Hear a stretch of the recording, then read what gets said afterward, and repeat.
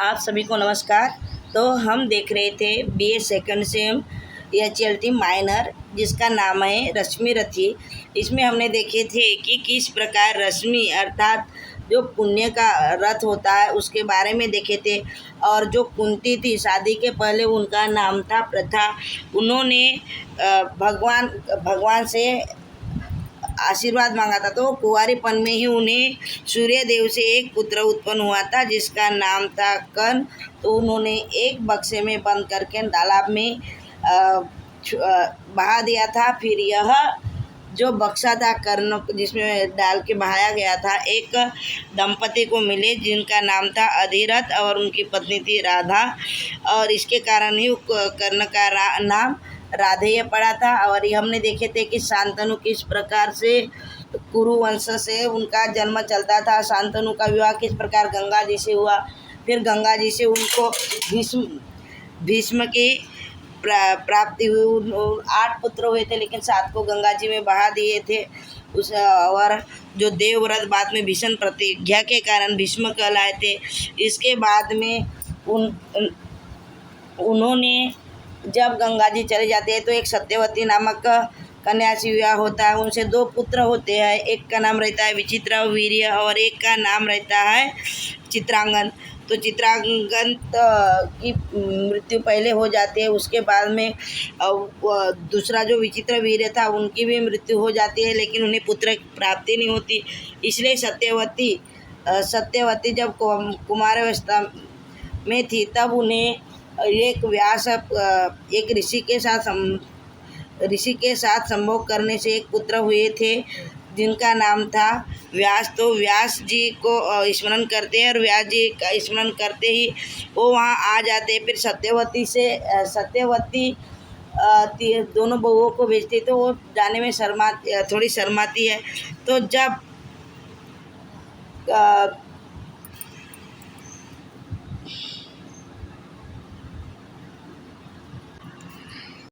तो वंश चलाने के लिए वो व्यास जी को आमंत्रित करती है।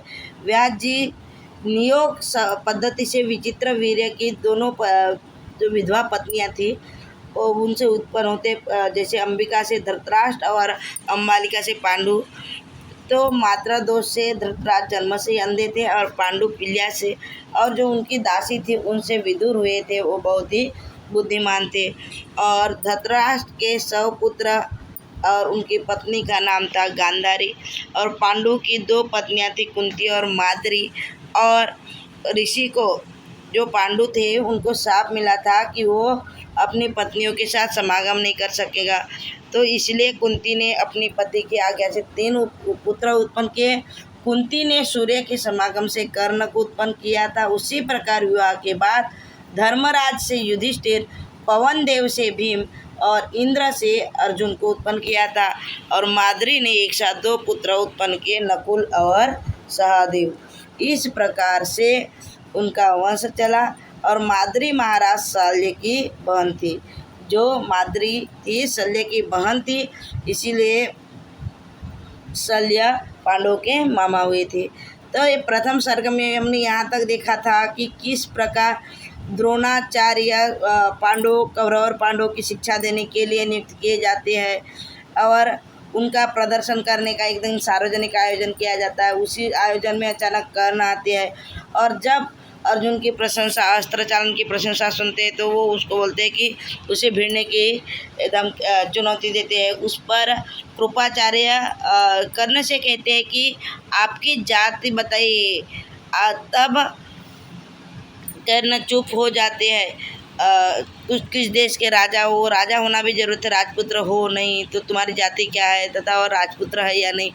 तब जो वो दुर्योधन थे उन्हें एक देश यानी कि कर्ण को अंग देश का राजा बना देते हैं। और इस प्रकार सब बाद में सभा विसर्जित होती है और बोलते हैं कि तू शुद्ध जाति का है, इसलिए तुझे इनसे लड़ने का अधिकार नहीं है।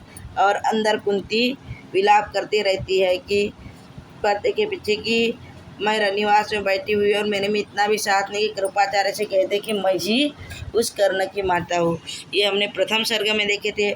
फिर द्वितीय सर्ग में क्या है, अब तो कर्ण को पता हो गया कि द्रोणाचार्य तो जो 5 पांडव थे उनकी बहुत तारीफ करते थे, उनको ही श्रेष्ठ धनुर्धर बनाना चाहते थे, इसलिए वो तो अपना शिष्य नहीं बनाएंगे, इसलिए वह परशुराम जो यहाँ महेंद्रगिरी पर रहते थे वही तप करते थे और वहाँ वो उनके पास जाते हैं। और वो जो परशुराम थे उन्होंने तप किया था कि ब्राह्मणेतर जाति के युवकों के अलावा वो किसी को भी शस्त्रार्थ की शिक्षा नहीं देंगे।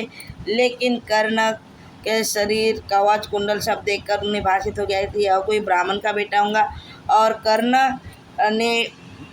कर्ण को जो परशुराम थे अपना शिष्य बना लेते हैं। और फिर एक दिन क्या होता है कि परशुराम जी कर्ण की जांग पर सोए रहते हैं, सिर रखकर सोए रहते हैं। उस समय उनके नीचे एक जांग पर एक कीड़ा घुस जाता है और बहुत उसको जांग मतलब कीड़ा काटता है कि बहुत गहरा घाव हो जाता है और वहाँ से लहू बहने लगता है। और पीठ में जो लहू था परशुराम की पीठ को स्पर्श करते हुए पूरे शरीर में हो जाता है।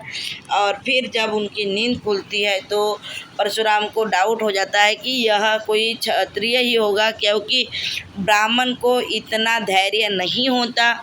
यह हमने द्वितीय सर्ग में देखे थे। और फिर उसे श्राप देते हैं कि मैंने जो आपको शिक्षा दी है या आपको जो भी शस्त्र ब्रह्मास्त्र चलाने की शिक्षा दी है, जब तुम्हें ज़्यादा ज़रूरत पड़ेगी उस अंतकाल में सब कुछ भूल जाओगे। तो द्वितीय सर्ग में उसको श्राप मिल गया था।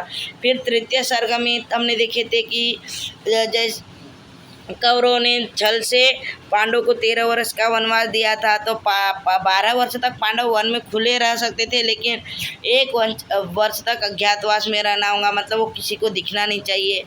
और पांडव इंद्रप्रस्थ वापस आए और कौरव और पांडवों के बीच संधि कराने का जब भगवान श्री कृष्ण हस्तिनापुर गए और बोलते हैं कि कौरव की राजधानी थी, अब उन्हें तो जब समझौता करने के लिए गए तो जो दुर्योधन थे भगवान कृष्ण को ही वह गिरफ्तार करने का प्रयोजन करते हैं और भगवान क्रोधित हो जाते हैं और अपना विराट रूप ले लेते हैं और विराट रूप देखते ही सब मूर्छित हो जाते हैं। और केवल जो विदुर जी थे दासी पुत्र उन्हीं की चेतना ठीक रहती है। और धृतराष्ट्र कहते हैं कि भगवान विराट से तो रूप से विराज रहे हैं। और उसके पश्चात विराट रूप समेटकर कृष्ण कौरवों की सभा छोड़कर वहाँ से चले जाते हैं और उनके साथ कर्ण गया और भगवान को गिरफ्तार करने की दुरासंधि में कर्ण का भी हाथ था, इसलिए वह लज्जित होकर जाता है। कृष्ण जी कहते हैं, कृष्ण कर्ण की बाह पकड़ लेते हैं और उसे समझाते कि तू वास्तव में कुंती का पुत्र है। और कुंती जब कुमार अवस्था में थी, वो सब जो भी पहले हमने पढ़ चुके हैं वो बताते हैं और बताते कि तुम पांडवों के ज्येष्ठ भाई हो, राज्याभिषेक तुम्हारा ही होगा, आप पांडव आपके पीछे पीछे चलेंगे, इस प्रकार सब समझाते हैं। किंतु कर्ण इससे विचलित नहीं होते और फिर बाद में वो कहते हैं कि सूर्यदेव से जो आपने जो मुझे जानकारी दी, यह सारी सूचना मुझे पहले ही मेरे पिता सूर्यदेव से मिल चुकी है, लेकिन आपने जो मेरे को समझाया तब उस दिन माता का बर्ताव नहीं किया। जैसे जिस दिन मुझे कृपाचार्य ने मेरी जाति पूछी थी तब मेरी माँ ने कहना था कि यह मेरा ही पुत्र है। और इस प्रकार से वह और मेरा वही परम मित्र है कि जिसने मुझे एक अंग देश का राजा बना दिया। और यदि मैं उनका अग्रज बन भी गया तो मेरे लिए भी सम्मान नहीं है और उनके लिए भी नहीं है। और मेरे रोम रोम में दुर्योधन का ऋण है और मैं अपने उसको ऋण को चुकाने के लिए अपने प्राण देने के लिए भी तैयार हूँ। इस प्रकार से कर्ण कृष्ण जी को उत्तर देते हैं। तो हमने ये तीसरे सर्ग में देखे। और फिर चतुर्थ सर्ग में क्या होता है, फिर पांडवों को अब भय लगने लगा कि कर्ण प्रकृति प्रदत्त उसके पास जो जैसी उत्पन्न हुए उनके पास प्रकृति प्रदत्त कवच कुंडल थे। तो कवच कुंडल थे तो क्या हुआ, कवच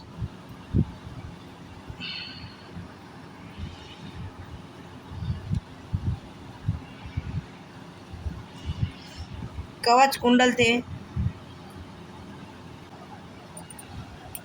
और कवच कुंडल रहते हुए उन्हें कोई हरा नहीं सकता। इसलिए उनके जो पिता थे उन्होंने पहले ही उन्हें अलर्ट कर दिया था कि ब्राह्मण के वेश में इंद्र आएंगे कवच या कुंडल लेने के लिए। जब आपका वो एक पहर, सूर्यास्त के एक पहर तक वो पूजा अर्चना करते थे, और उस समय जो भी व्यक्ति दान के लिए आता था उसे कभी वो निराश नहीं करते थे, जो भी दान मांगे वो दे देते थे। तो भिक्षुक के रूप में आते हैं कर्ण के पास इंद्र, और याचना करते हैं कि मुझे आपके कवच कुंडल चाहिए। तो कर्ण अपने कवच कुंडल उन्हें दे देते हैं, और वह अपनी लज्जा छिपाने के लिए कर्ण को भी एक अग्नि नामक अस्त्र दान दे देते हैं, और कहते हैं कि ये जो अस्त्र है इसका उपयोग केवल तुम एक ही बार कर सकते हो, इसके बाद यह मेरे पास वापस आ जाएंगी। तो हमने चौथे सर्ग में देखे कि उन्होंने अपना कवच कुंडल कैसे दान किया। फिर है पंचम स्वर्ग। इसमें जब कृष्ण के समझाने पर कर्ण नहीं मानता तो पांडवों के पक्ष में आने को तैयार नहीं हुआ, तब वही प्रस्ताव लेकर कुंती कर्ण के पास आती है, और कर्ण के समक्ष हो तो पुत्र का पुकारने का साहस नहीं था, क्योंकि उसने उस दिन जब उसको कृपाचार्य ने जाति के बारे में पूछा था तब उसने कुछ नहीं कहा था। इसलिए वह सब सारी शक्ति समझकर कर्ण के पास जाती है और बोलती कि तू मेरा बेटा और पांडवों का भाई है, अतः तुम्हें युद्ध में इन्हीं का नेता बनना चाहिए। तो वो जिस प्रकार से उन्होंने कृष्ण को उत्तर दिया था उसी प्रकार से कुंती को निरुत्तर कर देता है। फिर वो कुंती बोलती है कि मैंने सुना था कि तू तो बहुत बड़ा दानी है, लेकिन आज माता को ही भीख तेरे द्वार से नहीं मिली, मैं खाली हाथ जा रही हूँ। तब वो बोलते कि तुम भी निराश मत जाओ, तुम्हें भी वचन देता हूँ कि मैं अर्जुन के सिवा किसी पांडव पर हाथ मतलब हथियार नहीं चलाऊँगा, हाथ में आएंगे भी तो उनका वध नहीं करूँगा और उन्हें जीवित छोड़ दूँगा। यह दान भी कोई दान है, यह बोलती है कुंती। तब वो बोलती है कि पाँच भी नहीं रहे, केवल 4 बेटों की माता बनकर रहूँगी। इस पर कर्ण बोले कि तू 6 और 4 का हिसाब गलत लगा रही हो, तो तुम जब तक जीओगी 5 बेटों की माता बनी रहूँगी। यदि युद्ध में अर्जुन और मेरा यानी कि कर्ण के बीच युद्ध हुआ, यदि कर्ण मारा गया तो भी तुम 5 पांडव की मारोगी, और अगर से अर्जुन मारा गया और मैं जीवित रहा तो भी अगर से अर्जुन मारा गया तो मैं दुर्योधन का साथ छोड़कर तुम्हारे पक्ष में आ जाऊंगा। इस प्रकार तुम 5 पुत्रों को ही मारूंगी। और वो यह भी बोलते हैं कि जिसके रक्षक श्री कृष्ण है उनका विनाश तो हो ही नहीं सकता, ये भी कर्ण को पता था। तो हमने 5वें सर्ग में देखे कि कर्ण को अपने पक्ष में लेने के लिए कृष्ण और कुंती आते हैं, लेकिन वो विचलित नहीं होते। फिर है 6ठ सर्ग। तो इसमें भीष्म कर्ण से प्रत्यक्ष घृणा करते थे, क्योंकि जो भीष्म पितामह थे, जो गंगा पुत्र थे देवव्रत, क्योंकि वो दुर्योधन का जो जैसा दुर्योधन कहते थे वैसा ही वो मान लेते थे, लेकिन दुर्योधन के प्रेम और विश्वास को लेकर भीष्म और कर्ण में भीतर प्रतिस्पर्धी चलते रहते थे। तो जब युद्ध आरंभ के पूर्व उन्होंने कर्ण के बेटे को तो रथी कहा, लेकिन कर्ण को अधीरथी कहा। तो इसके बाद क्या हुआ, कर्ण बुरा मान गया और उसने कहा कि यदि भीष्म पितामह युद्ध करेंगे तो मैं नहीं जाऊंगा, या तो वो पहले जाएंगे या तो मैं पहले जाऊंगा। तो वो बाद में निश्चय किया जाता है कि युद्ध के लिए पहले भीष्म पितामह ही लड़ेंगे, उसके बाद में, और जब तक वो भीष्म पिता लड़ते रहेंगे कर्ण शस्त्र नहीं उठाएंगे। इसके बाद में जब भीष्म पितामह सरसैया यानी जो बाणों की सैया पर गिर जाते हैं, उसके बाद में सेनापति तो द्रोणाचार्य संभालते हैं। और फिर इसके बाद में क्या होता है, कर्ण युद्धारंभ के पूर्व पितामह से आज्ञा लेने के उनके समीप जाते हैं। तो भीष्म कहते हैं कि अब युद्ध समाप्त हो जाना चाहिए, किंतु रमणोमंत कर्ण उनका उपदेश नहीं मानते।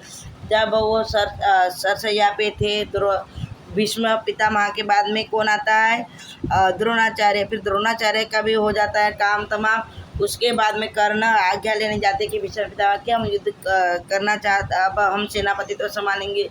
तो बोलते हैं भीष्म पितामह अब युद्ध समाप्त कर देना चाहिए, क्योंकि बहुत जन धन सबकी हानि हो रही है। तो वो उनकी आज्ञा नहीं मानते और वो युद्ध के लिए निकलते हैं। और ये समझ में नहीं आता कि धर्म युद्ध है या क्या है, पाप पुण्य का युद्ध है। इसलिए वह लक्ष्य प्राप्त नहीं करता है। धर्म को लक्ष्य मानकर वो सम्मार्ग पर नाम से चलने का नाम है। फिर क्या होता है, पाप के पंख में ले जाती है और पांडव कौरव और पांडव दोनों के बीच में लड़ाई होने लगती है, भयानक लड़ाई होती है। इसके बाद में बहुत ज़्यादा पांडवों का पक्ष थोड़ा नीचे होने लगता है, बहुत पांडवों की हार होने लगती है। तब घटोत्कच जो भीम का पुत्र था उन्हें बुलाया जाता है। तो कर्ण पांडव सेना में वो भयानक खलबली मच जाती है। तो घटोत्कच जब आते हैं तब वो एकदम भयानक युद्ध करने लगता है। तब जो दुर्योधन थे उन्हें कहते हैं कि आपको अब एक अग्नि अस्त्र घटोत्कच पर चला देना चाहिए। मना करने पर भी कर्ण को दुर्योधन के हट के सामने वो एक अग्नि जो उन्हें इंद्र ने दिया था उसको घटोत्कच पर चलाना पड़ता है। तो वो चलाने के बाद तो घटोत्कच की मृत्यु हो जाती है। लेकिन कौरवों में हर्षोल्लास था, लेकिन दो व्यक्ति हंस रहे थे, कुछ रो रहे थे। पांडव रो रहे थे, पांडव की सेना में अंतर्नाद था, लेकिन कृष्ण जी हंस रहे थे, क्योंकि कृष्ण जी को हंसी इस बात की थी कि जो देखो कवच कुंडल भी तो उनका छीना गया, एक अग्नि अस्त्र जो इंद्र ने दिया था वो भी वो घटोत्कच पे चला दिया, इसलिए वो खुश थे। और प्रधान वीर कर्ण ऐसा दिखता मानो सरस लुट गया। और जो कर्ण ने तो घटोत्कच को एक अग्नि अस्त्र से मार दिया, लेकिन बहुत दुखी था, क्योंकि अब अर्जुन से मुकाबला कैसे करे। और परशुराम से भी श्राप मिल गया था, तो बहुत उसकी स्थिति गम ऐसा लग रहा था कि सर्वस्व यानी सब कुछ उसका लूट गया है। फिर है सप्तम सर्ग। घटोत्कच वध के बाद द्रोणाचार्य का निधन हो गया। अब द्रोणाचार्य के बाद में सेनापति का सेनापतित्व का कार्यभार कर्ण पर आ गया। कर्ण के सामने सभी चारों भाई आए। सबसे पहले युधिष्ठिर आया, भीम, नकुल, सहदेव, एक एक करके सभी आए। चाहता तो मार सकता था। और जब सेनापति कर्ण बने थे तो इनके जो सारथी थे, रथ चलाने वाले, जो पांडवों के मामा थे साल वो बने थे। और पांडवों ने उन्हें बता दिया था कि उसको ऐसे उकसाते रहना ताकि उनका थोड़ा कॉन्फिडेंस लूज होता जाए। तो वो वैसे ही करने लगे। तो उन्होंने सबको छोड़ दिया। तो इस पर वो साल्व कहते हैं कि अरे ये तो सबको ही छोड़ते जा रहा है, कैसा युद्ध करेगा। इस पर वो बोलते थे कि तुम्हें पता नहीं है, मैंने कुंती को वचन दिया है कि मैं अर्जुन के अलावा किसी पे भी हथियार या किसी को भी नहीं मारूंगा। और अर्जुन के इसके बाद में क्या होता है, कर्ण को बार बार वो अपमानित करते रहता है शल्य। इसके बाद में अर्जुन से उसका सामना होता है। अर्जुन एक बार मूर्छित होता है, फिर भयानक आक्रमण के पराक्रम में प्रवृत्त हो जाता है। अर्जुन का संग्राम इतना घनघोर था कि दोनों पक्ष वीर लड़ना छोड़कर इन्हीं का युद्ध देखने लगे। दूसरी जगह भी लड़ाई हो रही थी, लेकिन वो युद्ध छोड़कर इन दोनों के, अर्जुन और कर्ण की लड़ाई देखने लगे। उसके बीच जो अश्वसेन सर्प था वो आता है और कर्ण को कहता है कि आप मुझे अपने बांध पे करता है कि मुझे अपने बांध पर चढ़ाकर अर्जुन पर फेंक दो, मैं उसका खात्मा कर दूंगा। लेकिन कर्ण तो सत्यवादी थे, दानी थे। उन्होंने कहा कि मैं आपकी सहायता लेकर मैं सब अर्जुनों का भी यत्न करूंगा, लेकिन मैं किसी की सहायता स्वीकार नहीं करता। जो पतित, पामन, अनाचार्य और मानवता का शत्रु है, मैं तो मेरा भी शत्रु है और मैं उसकी सहायता लेकर अपने पुण्य को नष्ट नहीं होने दूंगा। इसके बाद भगवान कर्ण के शौर्य की प्रशंसा करते हैं और साथ ही साथ अर्जुन को उसकी तो प्रशंसा करते हैं और अर्जुन को उत्तेजित भी करते हैं। और कर्ण को अपनी मृत्यु का पूर्वाभास हो जाता है कि अब तो मृत्यु के सिवा कुछ नहीं है। और जो उनके सारथी थे शल्य, उनको कहते हैं कि रथ और कृष्ण और अर्जुन के साथ पांडव पक्ष के तरफ ले चलो। वहाँ जब जाते हैं तो श्राप के कारण वो जो कर्ण थे उनके रथ का पहिया जब धरती में धंस जाता है और अनेक कोशिश करने के बावजूद भी वो रथ का पहिया निकलता नहीं है। और जब वो रथ का पहिया निकलते ही रहता है, निशस्त्र था, ले तो भगवान का संकेत पाकर वह कर्ण का वध कर देता है और दोनों पक्षों पर दोषारोपण करते हैं। और संवाद समाप्त होते होते कर्ण अपने पुण्य बल का आह्वान करते हैं और सूर्य की ओर दृष्टि करके मृत्यु के लिए तैयार हो जाते हैं।